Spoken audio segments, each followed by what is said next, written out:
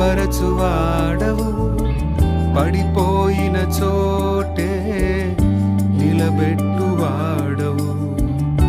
ఘనపరచువాడవు, హెచ్చించువాడవు, మా పక్షము నిలిచి జయమిచ్చువాడవు. ఏమై